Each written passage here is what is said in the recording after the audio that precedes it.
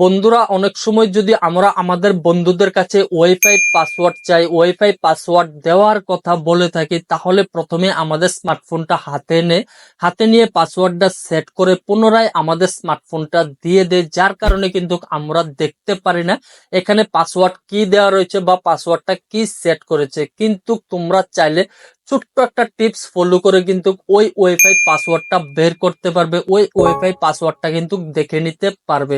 আজকের এই ভিডিওতে আমি তোমাদের এই প্রসেসটাই দেখাবো কি করে তোমরা ওয়াইফাই পাসওয়ার্ড বার করবে। যদি তুমিও দেখতে চাও, তুমিও জানতে চাও, তাহলে ভিডিওটা শেষ পর্যন্ত দেখতে থাকো।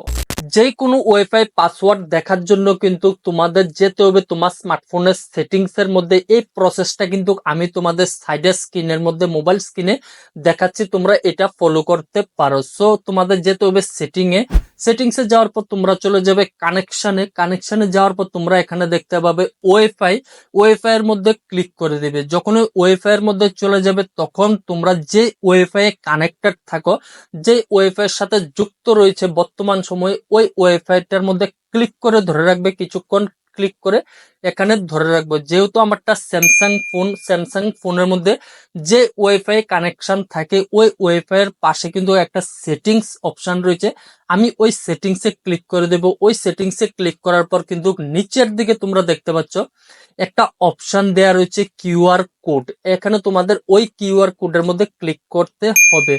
বাকি অন্যান্য স্মার্টফোনের মধ্যে কিন্তু ক্লিক করে ধরে রাখলে কিউআর কোডটা চলে আসে।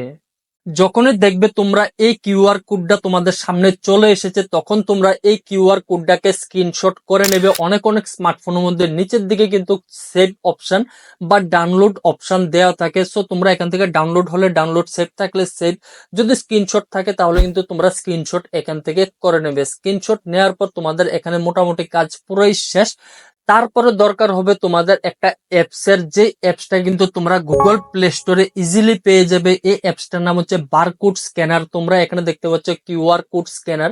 এই অ্যাপসটা তোমরা ইনস্টল করে নেবে। যদি তোমরা কোনো অ্যাপস ইনস্টল করতে না চাও, তাহলে কিন্তু তোমরা মোবাইল ফোনের যে বাই ডিফল্ট যে গুগলটা রয়েছে, ওই গুগলের মধ্যে চলে যাবে। দুইটা সেম ভাবে কাজ করে।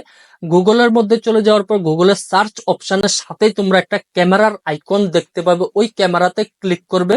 আর যদি তোমরা অ্যাপস ইনস্টল করে থাকো, ওই কিউআর কোড স্ক্যানারটা ওপেন করবে। ওপেন করার পর উপরের দিকে তোমরা একটা ইমেজের অপশন পাবে, ওই ইমেজে কিন্তু তোমরা ক্লিক করবে। যেই অ্যাপস ইনস্টল করো আর অ্যাপস না ইনস্টল করো, গুগলের ক্যামেরাতে ক্লিক করো।